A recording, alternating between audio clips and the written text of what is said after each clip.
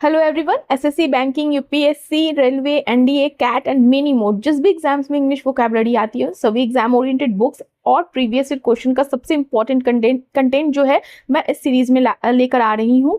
अगर आप पहली बार पढ़ रहे हैं तो यहाँ कॉन्सेप्ट क्लियर होगा, और अगर आप पहले पढ़ चुके हैं अपने एग्जाम के रिलेटेड तो आपको एक पावरफुल रिवीजन मिलेगा। हर वर्ड को मैं आसान Hindi plus English practical example के साथ एक्सप्लेन करूंगी ताकि वोकैबुलरी याद भी रहे और एग्जाम में इंस्टेंटली यूज भी हो। तो इस सीरीज के साथ जुड़े रहिए क्योंकि वोकैबुलरी आपका स्कोर भी बढ़ाती है और कॉन्फिडेंस भी। चलिए स्टार्ट करते हैं। हमारा आज का पहला फ्रेजल वर्ब है मूव टू। मूव टू का अर्थ होता है किसी स्थान, स्थिति या अवस्था की ओर जाना या स्थानांतरित होना। मतलब कि जब कोई व्यक्ति या कोई वस्तु या कोई भी प्रोसेस एक जगह से दूसरी जगह जाती है या किसी नए चरण मतलब नए स्टेज में प्रवेश करती है तब हम यूज करते हैं मूव टू का। ठीक है, मूव टू को आप नॉर्मली ऐसे भी बोल सकते हो, shift to, transfer to, proceed towards, relocate to. तो ये सारे जो है एग्जाम ओरिएंटेड मीनिंग हो जाते हैं मूव टू का। इंग्लिश में कहें तो मूव टू का मीनिंग है टू गो और change from one place, position और स्टेज टू अनदर। ठीक है, जैसे कि यहाँ पर मैंने एग्जांपल दिया है, he moved to Mumbai for a job. वह नौकरी के लिए मुंबई जो है मूव टू कर गया, मतलब शिफ्ट हो गया, ऐसे भी बोल सकते हैं। जैसे कि वह दिल्ली मूव टू करने की योजना बना रहा है, मतलब वो दिल्ली शिफ्ट करने की योजना बना रहा है।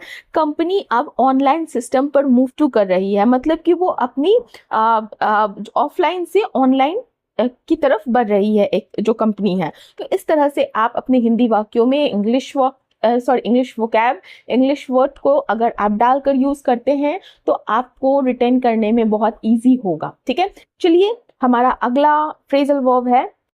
ये जो फ्रेजल वर्ब है मूव बाय, लास्ट वन था, प्रीवियस वन था मूव टू और ये है मूव बाय। मूव बाय का अर्थ होता है पास से गुजरना या किसी चीज के कारण प्रभावित होकर आगे बढ़ना। इंग्लिश में बोली तो टू पास नियर समथिंग और to be emotionally influenced by something. आप जब किसी से इफेक्ट हो जाते हो, किसी से इन्फ्लुएंस हो जाते हो, प्रभावित हो जाते हो, तो वहां पर हम मूव बाय का यूज करते हैं। जब कोई व्यक्ति या कोई वस्तु किसी स्थान के पास से गुजरती है या जब किसी भी रीजन से, किसी कारण से, इमोशनली भी हो सकता है या कोई भी कारण हो सकता है, अगर उस रीजन की वजह से आप प्रेरित होकर कार्य करते हैं तब वहां पर हम मूव बाय फ्रेजल वर्ब का उपयोग करते हैं। अब इसे कैसे उपयोग करना है ये सिर्फ आपको एग्जाम्पल से समझ में आएगा जो मैं अभी आगे आपको बताऊंगी। देखिए, मूव बाय का इंग्लिश में अगर मीनिंग है तो टू पास नियर समथिंग और to be emotionally influenced by something. ठीक है, जैसे कि मान लीजिए हमें बोलना हो ट्रेन स्टेशन के पास से मूव बाय हुई, मतलब क्या हुई कि ट्रेन जो है स्टेशन के पास से गुजरी। यहाँ पर गुजरना कॉन्टेक्स्ट दे रहा है। अगर हमें बोलना हो वह दया की भावना से मूव बाय हो गया, मूव बाय हो गया मतलब क्या हो गया कि वो दया की भावना से इमोशनली थोड़ा कनेक्ट होकर क्या हुआ, इमोशन में वो इन्फ्लुएंस हो गया, प्रभावित हो गया।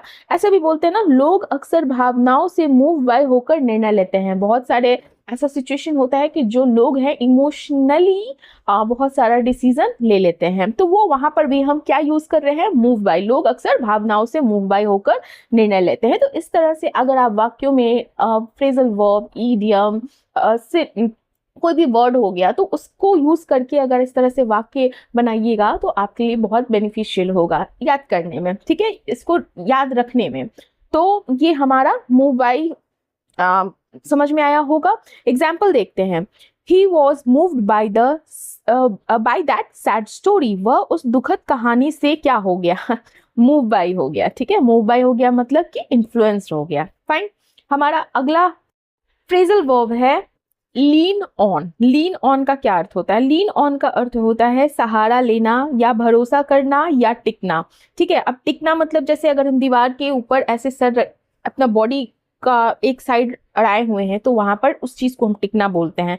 सहारा लेना भी बोल सकते हैं। लीन ऑन भरोसा करना भी होता है। ठीक है, तो जब कोई व्यक्ति किसी पर भावनात्मक मतलब इमोशनली या व्यवहारिक यानी प्रैक्टिकली सहायता के लिए निर्भर होता है, डिपेंड करता है, तो हम वहां पर लीन ऑन का प्रयोग करते हैं। इसका प्रयोग जो होता है, इसका जो यूज होता है इस फ्रेजल वर्ब का, वो शारीरिक रूप से किसी चीज पर टिकने के लिए भी होता है। ठीक है, तो लीन ऑन का क्या इंग्लिश मीनिंग हो गया? To depend on someone for support और to physically rest against something. तो इसका लीन ऑन का अर्थ ये हो गया, जैसे कि अगर मान लीजिए हमें ऐसा बोलना हो कि कठिन समय में, डिफिकल्ट टाइम में वह अपने दोस्तों पर लीन ऑन करता है, तो यहाँ पर क्या कह सकते हैं? सहारा लेता है या भरोसा करता है, अपने दोस्तों का पर भरोसा करता है, ऐसा भी बोल सकते हैं, या सहारा लेता है ऐसा भी बोल सकते हैं, डिपेंड करता है कॉन्टेक्स्ट पे। अगर हमें बोलना हो कि बूढ़ा आदमी दीवार पर लीन ऑन करके खड़ा था, मतलब लीन ऑन करके टिक कर खड़ा था, अपना बॉडी जो है दीवार की तरफ अगेंस्ट सटाए हुए था, टिकाए हुए था। अगर तो इस तरह से हम हिंदी वाक्यों में यूज करते हैं। इस तरह से कॉन्टेक्स्ट डिपेंड करता है कि क्या कॉन्टेक्स्ट है। ठीक है, एग्जाम्पल देखते हैं। He leaned on his family during difficult times. मुश्किल समय में उसने अपनी परिवार पर भरोसा किया। Fine. So next one is lean to. पहले था क्या? लीन ऑन का अर्थ होता है सहारा लेना, भरोसा करना या टिकना। यहीं पर लीन टू का अर्थ होता है किसी दिशा, विचार की ओर झुकना या प्रवृत्त होना। मतलब क्या होता है? इसका मतलब होता है कि जब कोई व्यक्ति किसी आइडिया, किसी ऑप्शन या किसी डिसीजन की तरफ अधिक रुचि, मतलब इंक्लाइनेशन दिखाता है, तब हम लीन टू का प्रयोग करते हैं। जैसे यह मेंटली या एक होता है ना बिहेवियर, मतलब वैचारिक, ओपिनियन, थॉट, झुकाव, मतलब दिमाग से जो मेंटली ना झुकाव होती है ना, टेंडेंसी बताता है। ठीक है, लीन टू करना, किसी विचार की ओर झुकना, किसी विचार को अपनाना, एक तरह से आप बोल सकते हैं। टू शो प्रेफरेंस और टेंडेंसी टुवर्ड समथिंग, तो वहां पर हम लीन टू का प्रयोग करेंगे। फाइन। एग्जाम्पल देखते हैं। He leans to a peaceful life. He leans to a peaceful life, वो शांत जीवन की ओर, मतलब कि शांत जीवन उसको पसंद है, उसका झुकाव जो है वो किस तरफ है? शांत जीवन, पीसफुल लाइफ की तरफ। ठीक है, तो इस तरह से हम यूज करते हैं। जैसे मान लीजिए मैं बोलना हो कि लोग अब ऑनलाइन शिक्षा की तरफ लीन टू कर रहे हैं, मतलब क्या है कि अब ऑनलाइन जो एजुकेशन है उसकी तरफ उनका झुकाव बढ़ रहा है, वो उस चीज को अपना रहे हैं। Fine. So next one is wave का अर्थ होता है, पहले तो ये वर्ड जो है ये वर्ब है, पार्ट्स ऑफ स्पीच, और वेव का अर्थ होता है त्याग करना, अधिकार छोड़ देना या माफ करना। जैसे आपने सुना होगा ना, लोन वेव करना। ठीक है, पेनल्टी किसी पे लगी है, फाइन वेव करना, मतलब क्या होता है कि माफ करना। तो ये भी कॉन्टेक्स्ट पे इसका 3 मीनिंग हो गया आपका, त्याग भी करना, अधिकार छोड़ देना या माफ करना। तो to officially give up a right, तो यहाँ पर त्याग करना, अपने अधिकार को छोड़ देना। क्लेम करना या रिक्वायरमेंट, क्लेम और रिक्वायरमेंट। वेव मतलब कि मैं समझाती हूँ कि जब कोई व्यक्ति या कोई ऑर्गेनाइजेशन, कोई संस्था किसी अधिकार, किसी राइट, किसी शुल्क, फी, पेनल्टी या कोई नियम, रूल या कोई डिमांड को स्वेच्छा से छोड़ देती है, तब हम वहां पे WAIVE वेव का प्रयोग करते हैं। जैसे आप नॉर्मली इंग्लिश में क्या बोलते हो? गिव अप कर देना, फॉरगो कर देना, रेलिंक्विश, ठीक है, एग्जेम्प्ट। तो ये सारे वेव के सिनोनिम्स हो गए। To officially give up a right, claim और रिक्वायरमेंट। एग्जाम्पल देखते हैं। The company waived the employee's penalty. The company waived the employee's penalty, मतलब कि जो कंपनी ने अपने एम्प्लॉयज की जो पेनल्टी किसी चीज पे लगाई होगी, किसी पे फाइन लगाया होगा, उसे माफ कर दिया। Next one is wanton। WANTON। wanton एक एडजेक्टिव और एक नाउन, दोनों तरीके से यूज, पार्ट्स ऑफ स्पीच है इसका, तो दोनों तरीके से यूज कर सकते हैं। Again depends on context.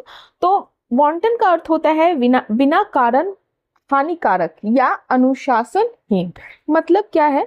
मतलब ये इसका wanton का ये होता है कि जब कोई व्यक्ति या कोई एक्टिविटी, कोई कार्य, कोई एक्शन बिना नियंत्रण, कंट्रोल, बिना मोरालिटी या कारण के गलत, हानिकारक, हार्मफुल या लापरवाह, रेकलेस जिसे कहते हैं, तरीके से किया जाए, तब वहां पर हम wanton का प्रयोग कर सकते हैं। मतलब कि कोई भी काम अनकंट्रोल वे में करना या कोई भी काम जानबूझकर लापरवाही से करने को हम wanton बोलते हैं। तो डेलिब्रेट का मतलब होता है क्या?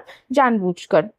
ठीक है। एंड अनकंट्रोल्ड मतलब बिना किसी नियंत्रण के। तो deliberate and uncontrolled behaviour that is harmful और मोरली रॉन्ग, तो उसे हम वांटन बोलेंगे। Example, this wanton violence is harmful to society.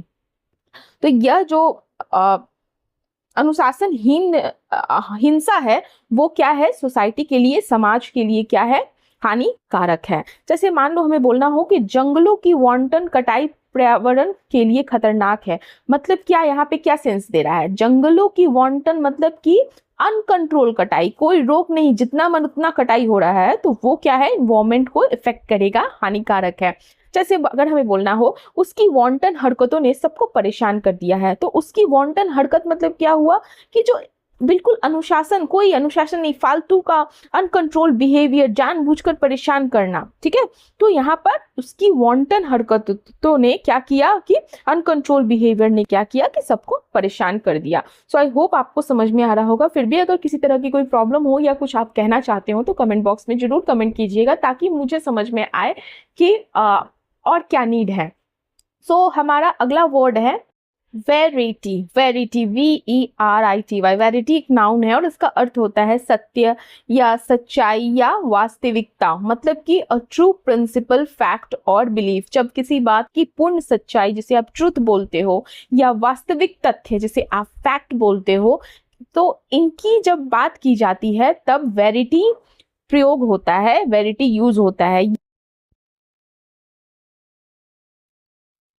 Verity word को, अच्छा इसका सिनोनिम्स क्या हो सकता है, जैसे ट्रूथ आप बोल सकते हो, रियलिटी बोल सकते हो, फैक्ट बोल सकते हो, ऑथेंटिसिटी बोल सकते हो, तो ये सारे इसके सिनोनिम्स हो गए। एग्जाम्पल देखते हैं, the verity of that story was proved later. उस कहानी की जो सच्चाई है बाद में साबित हुई।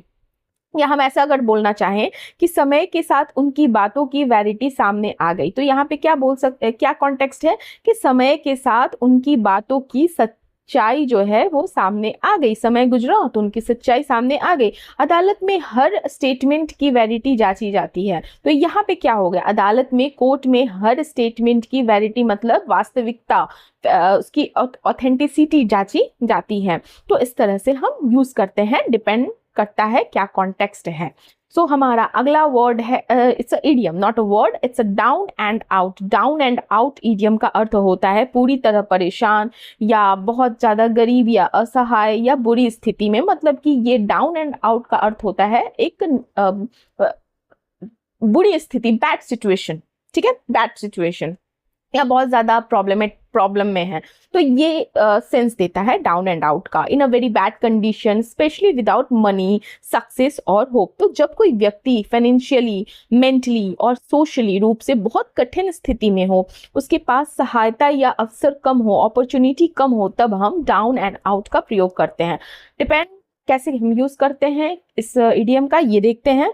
देखिए, डाउन एंड आउट को अगर हम इंग्लिश में बोले नॉर्मली, तो हम कहते हैं ना बहुत हेल्पलेस फील हो रहा है, बहुत होपलेस है, ठीक है, तो इन बैड कंडीशन, तो ये इसका नॉर्मल इंग्लिश, बेसिक इंग्लिश हो गया डाउन एंड आउट इडियम का।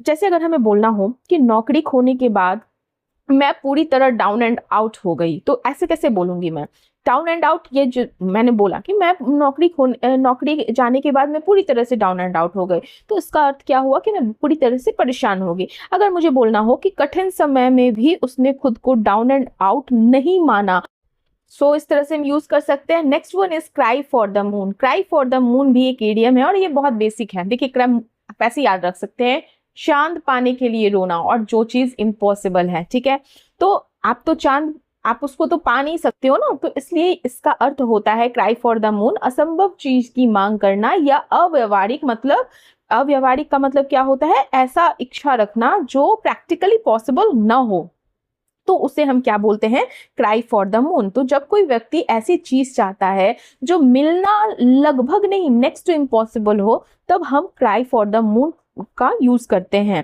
और ये जनरली अनरियलिस्टिक मांग होती है, ऐसी इच्छा होती है जो अनरियलिस्टिक, प्रैक्टिकली पॉसिबल नहीं होता है। To ask for something impossible और वेरी डिफिकल्ट टू गेट, जिसे पाना बहुत ही मुश्किल हो, तो वहां पर हम cry for the moon idiom का यूज करते हैं।